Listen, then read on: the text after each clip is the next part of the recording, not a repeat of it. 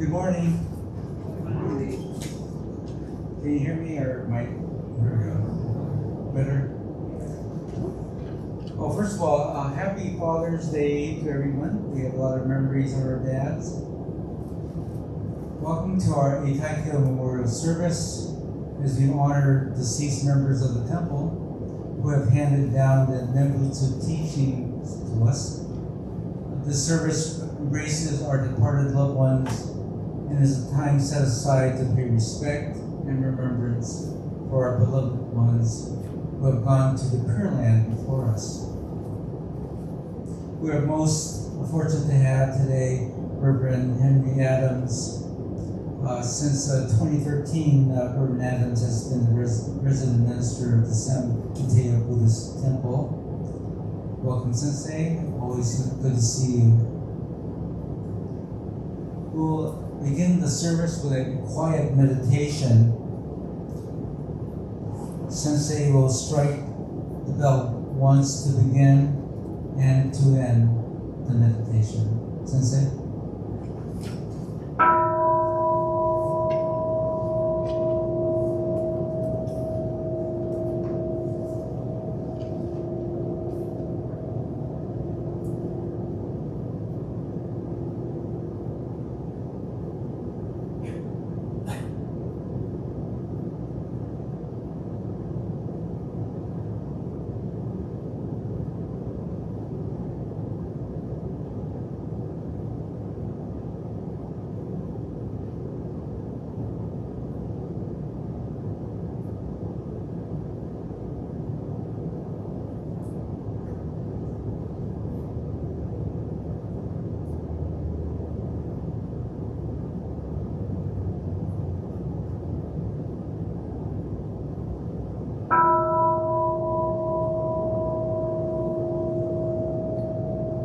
Namo Amida Butsu. Namo Amida Butsu. Namo Amida Butsu. Namo Amida Butsu. Namo Amida Butsu. Namo Amida Butsu. Namo Amida Butsu.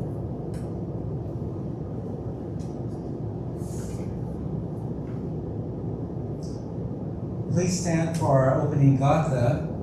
It's Returning Home. It's on page 117 of the White Book.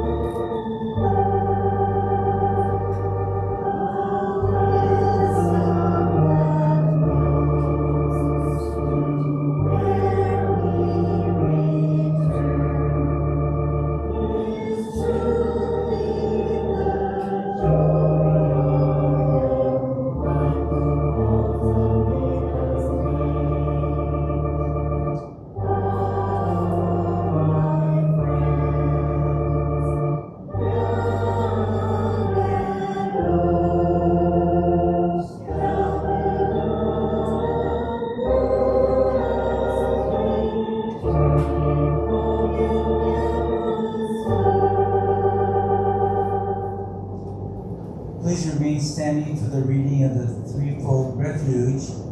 And that'll be on page 10 of the Purple Book.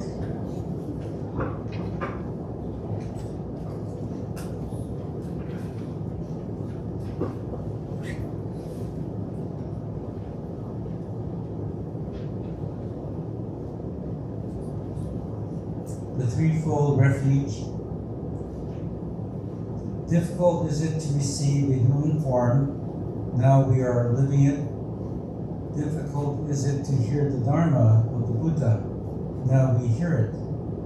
If we do not cross over to the truth in the present life, in what life shall we cross over? Let us with sincerity and true reverence take refuge in the three treasures of the truth. I take refuge in the Buddha.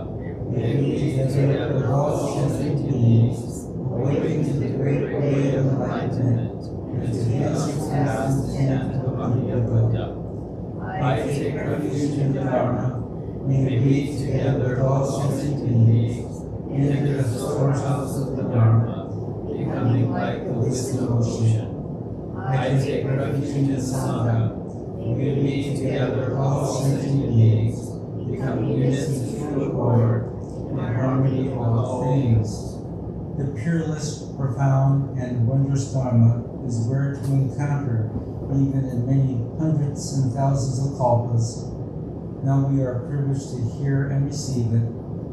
Let us thoroughly understand the true meaning of the Tathagata's teaching.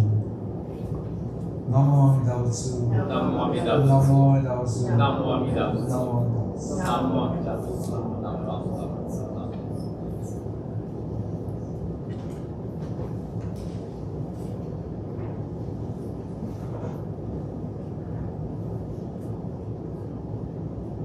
We will continue now with San Ujo. That's on page 24 of the Purple Book. Today's sutra will be San Busuke on page 79 of the Purple Book. So page 24 and then page 79. Namo Amida Butsu. Namo Amida Butsu. Namo Amida Butsu. Namo Amida Butsu. Namo Amida Butsu. Namo Amida Butsu.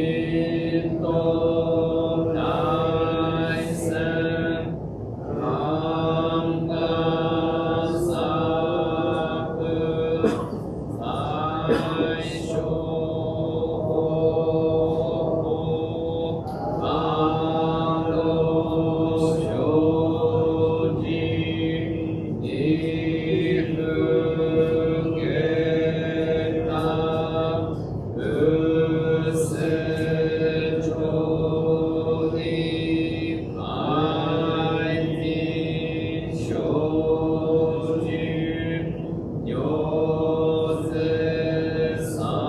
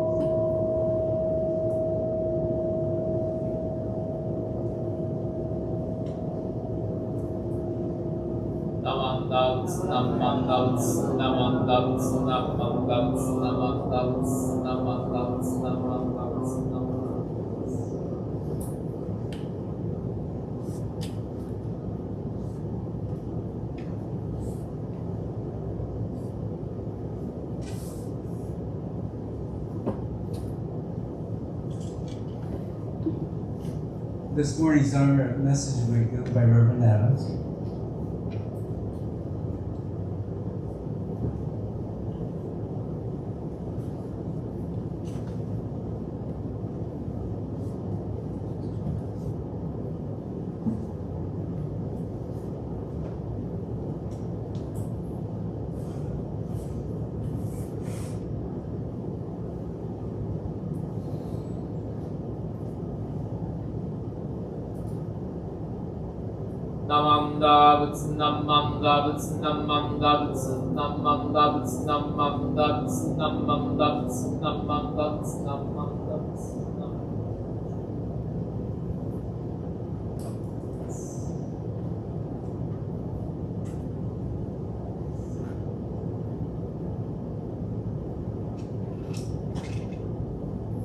I'll begin this morning with the words we find in the Sabutsuge, which we just chanted this morning as we remember our loved ones for the Eitaikyo service.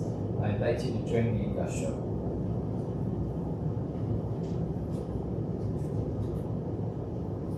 Amida Buddha established the following vows. My practice of giving, discipline, observance of precepts, forbearance, diligence, and also meditation and wisdom shall be unsurpassed. I resolve that when I become a Buddha, I will fulfill these vows in every way, and to all beings who live in fear, I will give great peace. Namo, Namo, Namo.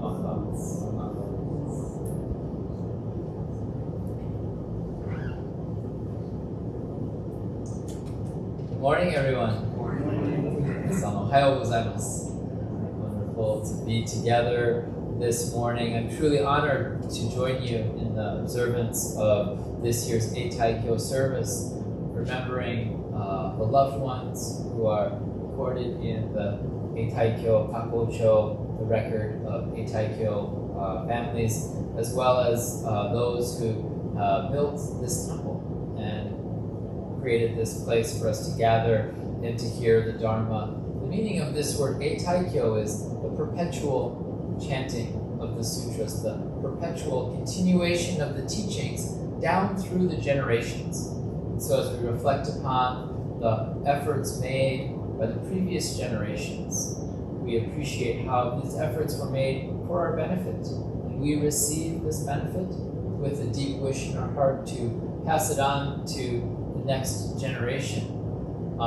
Since the last time you were here, I believe you had a lot of work done on your onaiji. I was struck by it. I was here, I guess was it last month for the BWA service, and it's so shiny and beautiful. And to me, this shows the commitment of this Sangha to carry on to the next generation. This kind of work is typically done once every 50 years or even once every century. And so the fact that your Sangha at this time has taken the resources, I know you spent a period of time where you didn't have your items here, you were probably making do with some temporary solutions, and then to welcome back these new items with great commitment of resources and time on the part of your Sangha, it shows that Enmanji Temple has a commitment to be around for another 50 years, 100 years,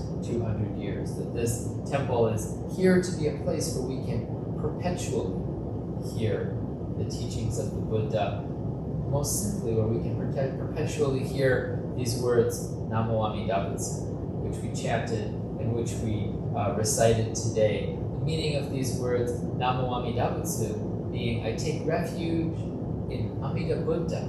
Amida is the Buddha of immeasurable life.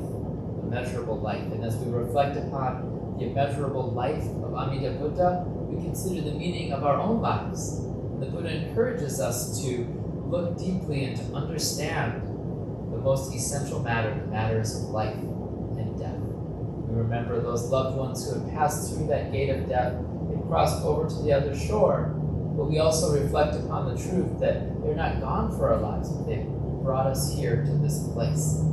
It's thanks to their guidance that we're gathered here in Kondo. It's thanks to their guidance that they've brought me up here on this beautiful Sunday afternoon to be able to spend this time with all of you in this beautiful place, Sonoma County. I get to escape from the hustle and bustle of where I live in San Mateo and to be up here in this beautiful place with all of you.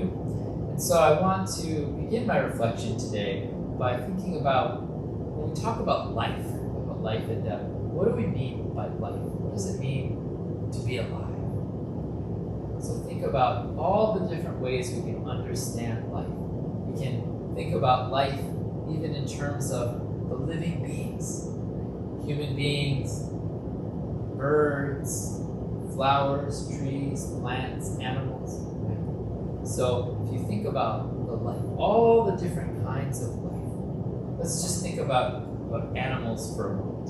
Animals. Do you know which kind of animals have the most volume, take up the most space, just with their living bodies?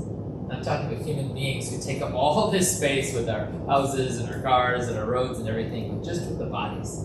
You know which animal has the biggest volume?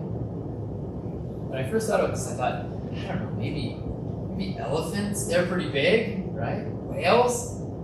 But actually, it's ants. Ants, insects, right? They're very small, but they're so numerous.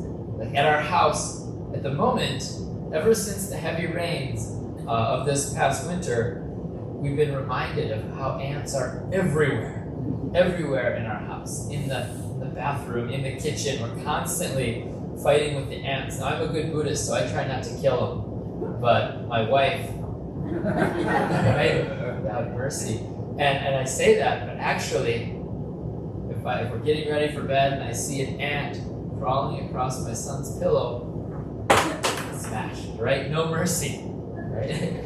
no compassion for the ants in my heart. I realize how limited my own compassion is. I'm not like the Buddha who has this boundless compassion. So we think about the ants. We don't name every single ant. Oh, there's Charlie, there's Susie, there's Tomoko, right? There's Shaoji. We don't name all of the ants.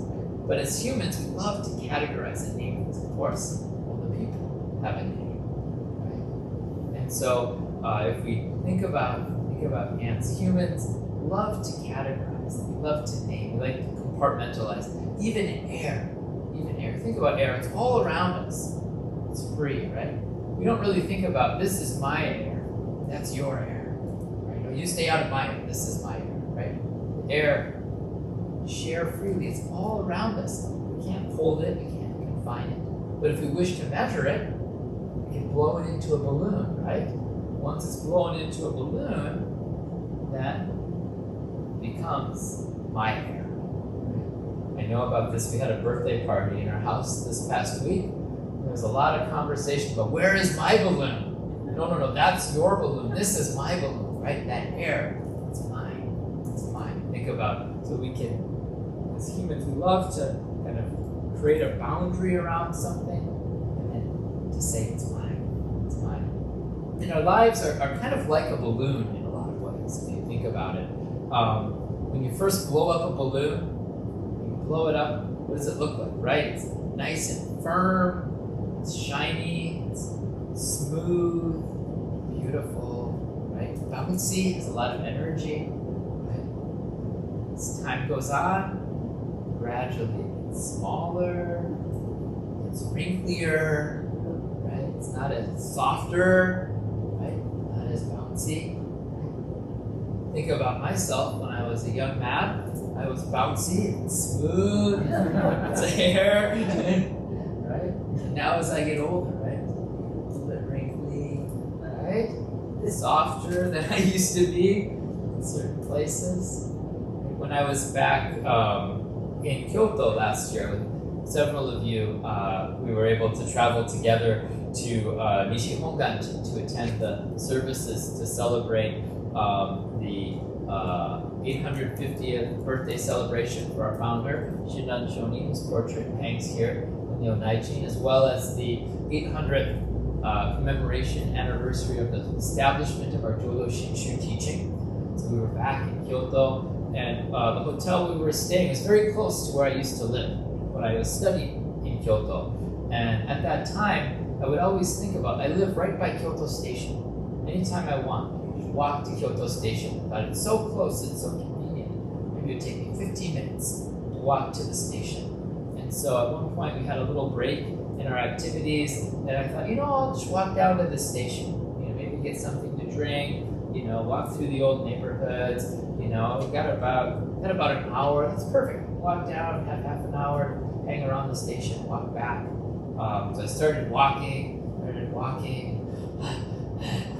I started panting, walking a little bit more slowly.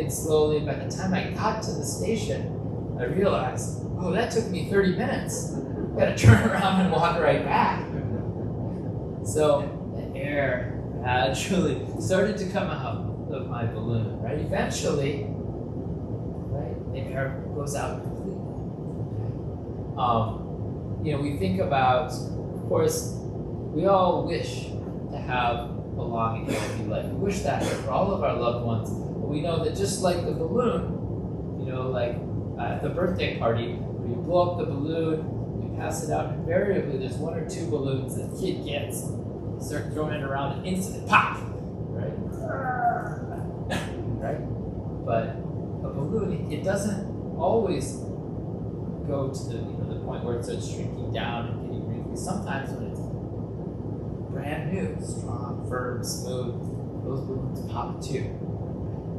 But where does the air go?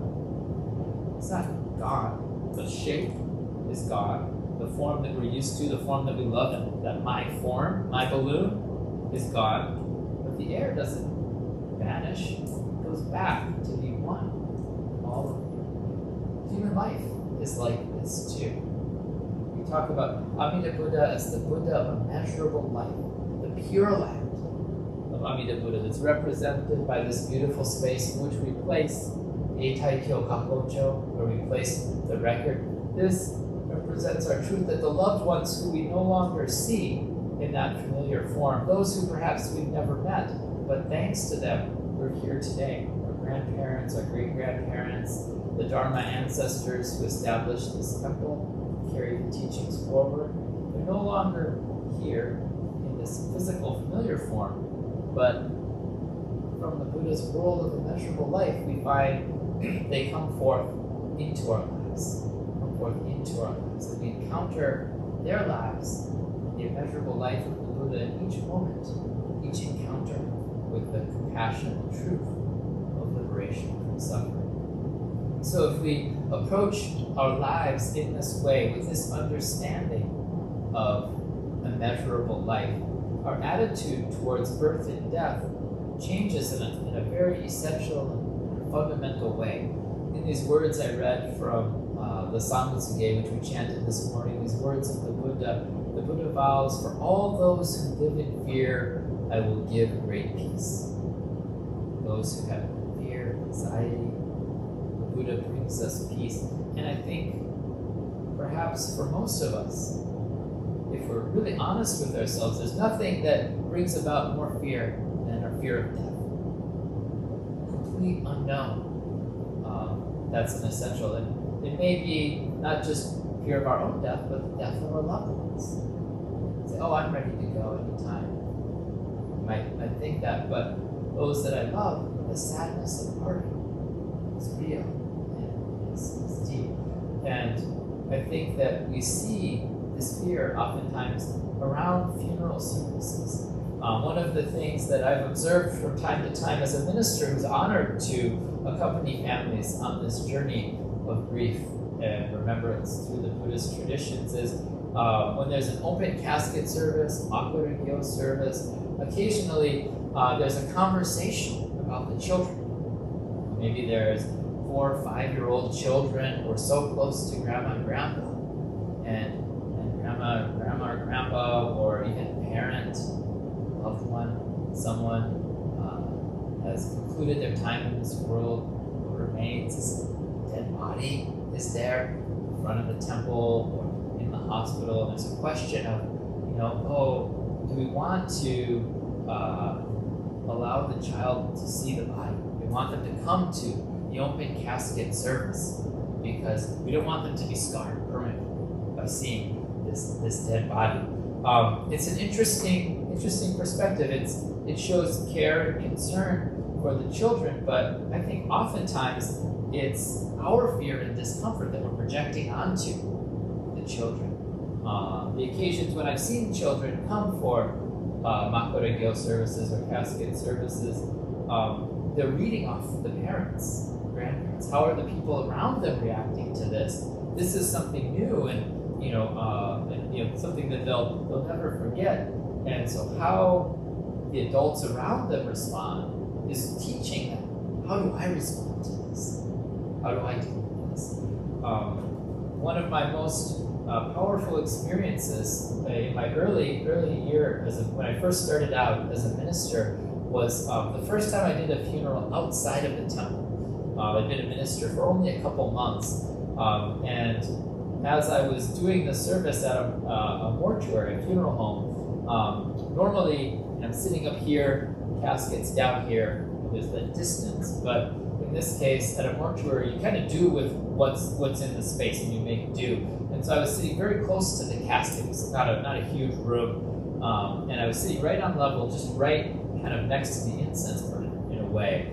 And so I was observing people come up, and I noticed that there was a very small child coming up. So I glanced up briefly from the sutra book, and I recognized immediately who it was. It was a grandmother who was at the time the temple chair of religious education, the Buddhist education chairperson for the temple, very active Sangha member, and she would often come by the temple, stop by the temple to check in on me and see if I needed anything as I was getting settled in. Her father had been a Buddhist minister, and she would always have her grandchild with her on Thursdays. She would babysit on Thursdays. He was about 2.5 years old. I remember he would always stand on her feet when they were together. And I saw him come up with her to offer incense, the open casket. And after they offered incense, she showed him, this is how you show, this is how you bow. And then she brought him around the incense burner to the casket and lifted him up close so he could look into the casket.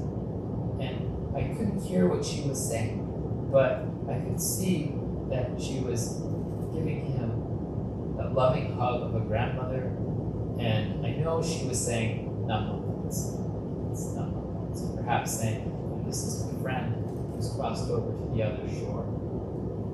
And I think about that. For that child, probably that first encounter with seeing a dead body, a person who had died, the deceased open casket service, to have that encounter, which as a human being, there's a kind of an animal, instinct of fear. You know something's wrong, even if you're very small. This is not. This is our first encounter with death, and so there's all kinds of questions must come up, even in the mind of a very small child. But to encounter that moment in the loving embrace of his grandmother, who he knew, who he could trust, and who was able to assure him that this is a sad time, I miss my friend, but this is a part of our lives. This is not something that we need to run from, not something we need to be afraid of. We can have sadness without fear. We can be sad about parting, but also have peace of mind and gratitude for the times together. All of that meaning conveyed in that warm embrace and the words, Namo, Amida. So you can't explain these things to a 2.5-year-old child, right? You can't give them all of this, this and that, philosophical arguments about death and life and so forth. But you can convey in your own attitude, your way of being comfortable with that reality, that truth comes across and is conveyed And in this way, when we gather, as we gather today for our Eitaikyo service, we are experiencing, we are taking part in meeting Amida Buddha's vow to liberate all of us from suffering. We are receiving this great peace of mind that the Buddha vows to give us in the Sammansagye. I myself have also observed the marvelous and unexpected working, the power of these Buddhist rituals and memorial services, going beyond what we can normally kind of imagine and conceive. This is how things go. This is how this is hopeful and so forth. For me, when I first started out as a minister, I was so moved by the power of these Buddhist services that I wished to kind of incorporate that into my own life. I was doing services, honored to do services for many other families, but I thought about, is there an opportunity to bring this compassion into my own family? I experienced it several times with my, on my wife's side of the family, because her family is Buddhist. When her father passed away during my first year as a minister, I went back to Japan and we together took part in the Buddhist ceremonies, and I could see the comfort that it brought to my wife, to my mother-in-law, and my brother-in-law, and so forth. So I thought about, what about my own birth family? And so as I was sort of having these questions in my mind, my father happened to be interested in his own family genealogy, and he was sending me all of the birthdays and death dates of different ancestors in our family that he was researching. And I noticed that his mother, who had passed away when he was just 14 years old, she was a single mother, she had passed away, and so that was a moment of great transformation in his life, profound encounter with impermanence. And I had sort of an understanding of that family history, but then to see that date and to think about, oh, I wonder if there's a service that we could observe. And it just so happened that that year was going to be the 50-year memorial of her passing. And traditionally we observe the 1 year, the 3 year, the 7 year, and so forth, up until the 50 year is when we usually observe these services. And so I thought, well, this is a precious opportunity for us to observe this service for our family. Now, my parents aren't Buddhist, they're Christian, and my grandmother was a good Irish Catholic, so no Buddhism in that side of the family, but as a Buddhist myself, and for my wife and our son, to be able to take part in this remembrance, because although I never met my grandmother, I had a sense of how much love she shared with my father in the 14 years that they were together, and how her way of being a mother to him enabled him to be the father he was for me. And so I asked my dad, could we do a 50-year memorial service for Grandma? Could we do that this year when you guys come out for a visit in October? That's the month that she crossed over to the other shore. And my father's first reaction was, no, you're a year early. It's the 49th year. And I said, no, Dad, see, we start counting with the year of passing is year number 1. And so the 49th anniversary is the time to observe the 50-year memorial. And he said, oh, okay, if this is something you want to do, my father's very indulgent. He said, if this is what you want to do, fine, we can do this. And so I said, okay, that sounds great. And another thing we do is we do graveside services, ohakamai. Right? We go to visit the graves of our loved ones. Maybe someday we could go out to Montana to visit Grandma's grave. My dad said, no, thank you. Not interested in that. I have so much pain and emotion from that time. I don't want to dredge that out. I don't want to dredge up those negative feelings. But if you want to do this service, we can do this service. And I said, okay, great. And so it was funny, as the date approached, he started to call me and be like, okay, well, what am I supposed to prepare here? And I said, well, we usually have a photograph of our loved ones. He says, oh, okay. My dad loves collecting old photos. So he started going through all of his old photos, and he found a really nice photo of my grandmother. She was in the army during the Second World War, so she was in her army uniform, looking very, young and dignified. And then my mother called up and said, I'd like to contribute something. My mother is a devout Lutheran, but she wanted to take part too. And so she said, how about flowers? I said, perfect. We often have flowers at services. And so my mother loves to arrange flowers. So she made a nice flower arrangement when she came out to visit us. And we were in Southern California, Oxnard at the time. And so we did this service. We had the photo of my grandmother. We had the flowers my mom made. And and before this service, as is my custom, I said, okay, during this service, I'll do some chanting, and there's an opportunity for everyone to offer incense. Shoko and Gyoma, our youngest son, are going to do this. You're welcome to offer incense as well. You're not praying to the Buddha. We wouldn't consider it to be a problem for you as a Christian to offer incense. In this service, it's our way of expressing our gratitude for this ongoing connection that we have with one another. You're welcome to offer incense if you want. And as I was doing the chanting, I saw my parents came up and offered incense during the service, which pleasantly surprised me. And after the service, my father said something very interesting. First thing he said is, thank you. This is the first time that I've actually had an opportunity to formally participate in a memorial service for my mother. Because at the time that she died, at that time, the family's feeling was it would be too traumatic for me to go to the funeral. So I stayed home and watched TV in the basement while my grandparents went to the funeral service. And I never had a chance to express my gratitude and my appreciation. And so this was really a meaningful opportunity for me, more than I had expected. And so, my father is not a Buddhist. He's never going to be a Buddhist, right? Nor is my mother. But that boundary that we have in our minds, Christian, Buddhist, all of these boundaries, the Buddha's compassion goes beyond all of that. He was able to find comfort. We were all able to, as a family, find comfort in this tradition that has been passed down in the Nembutsu because of this basic truth of the Buddha, that our lives are part of this one boundless life we refer to as Amida Buddha. We use different language and different ways of talking about this, but this is an essential truth of human experience. And I believe our services, like this Eitaikyo service, are an opportunity to encounter that truth and to take comfort in that truth.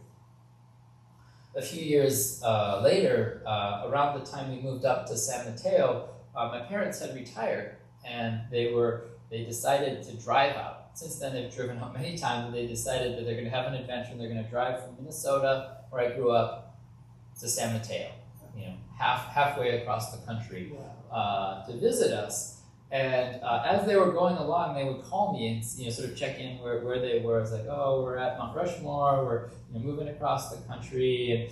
And at one point, my father called me and he says, oh, guess where I am? And I said, I don't know, on the road. He says, I'm in Montana, I'm at your grandmother's gravesite. I came here with your mother, and it's beautiful. It's well maintained. It's in a beautiful cemetery, and it's good to be here. I'm so glad we were able to come and to see this place, and I feel a real peace of mind, gratitude to be here now. And so I think this Buddhist ceremony, these traditions, were able to open that gate in my father's heart, and he was able to go there with my mother. That sense of we can encounter these difficult, frightening, upsetting realities because we're supported by many loved ones, many people. That, in a sense, is an essential meaning of the Eitaikyo service, that we remember all of these names, all of these loved ones who have gone before, as a way of appreciating that they support us, they bring us together, and they bring us together as all of us are gathered here in the Hondo today to receive this compassionate teaching of the Buddha, to receive this deep peace of mind. ここに集まっていただいて、仏様の働きが私たちの心にかけて、私たちが何があってもいつでも一人じゃない。いつも仏様が私たちのところに働きかけて、伴って、共に苦しんでいるときは共に歩んでいって、常にこの極楽の世界に向かって、共に浄土に歩める道を照らされるのは、この無量の限りのない命、阿弥陀様。So we have this teaching of the Buddha, we have Amida Buddha as our guide on this journey in life. Whatever difficulties, whatever challenges you may face, the Buddha's boundless compassion is uninterrupted, is unceasing. It's always with us. It doesn't give up on us, right? It doesn't take a break. It's always there guiding and supporting us. And that's the comfort that we can receive when we hear these words, Namo Amida Butsu, when we gather here at the Enmanji Buddhist temple. So I thank you again for the honor of joining you today for this special remembrance. In conclusion, let us join our hands in Gasho and hear the voice of Amida Buddha in the Butsu. Namo Amida Butsu. Namo Amida Butsu. Namo Amida Butsu. Namma Butsu. Namma Butsu. Namma.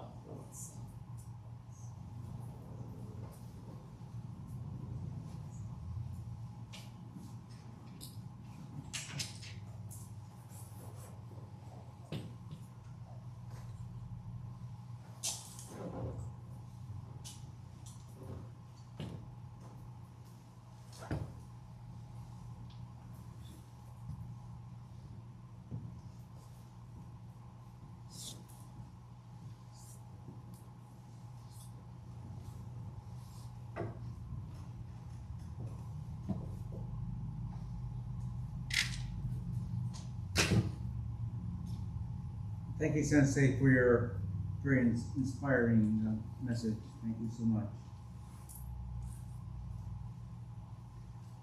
Please stand for our closing gatha, Shinshu Shuka on page 216 in the purple book.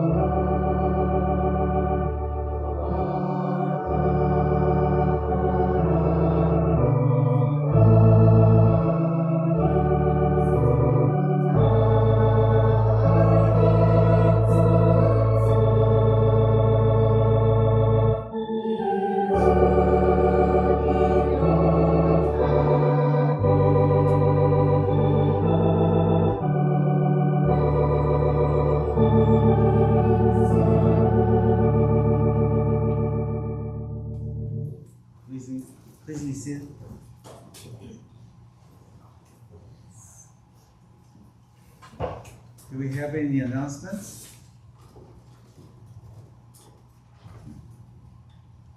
If not, I'd like to thank again Reverend Adams for being here today. Thank you to Darryl Yagi for setting up the lighting and ringing the concho. Thank you, Dr. Ken, for playing the organ. And thank you to the June Toban for flowers and offerings. And a special thank you to Diane Ono and Wendy Nicole for videotaping this service. Yay. Actually, they got instruction from Pi, who could not be here today, and we're looking forward to what you did. So if there are no further announcements or such, everyone is invited for light refreshments in the hall. If you have not had a chance to come up to Oshoko, please do so before leaving the Hondo. Again, thank you for attending today's service.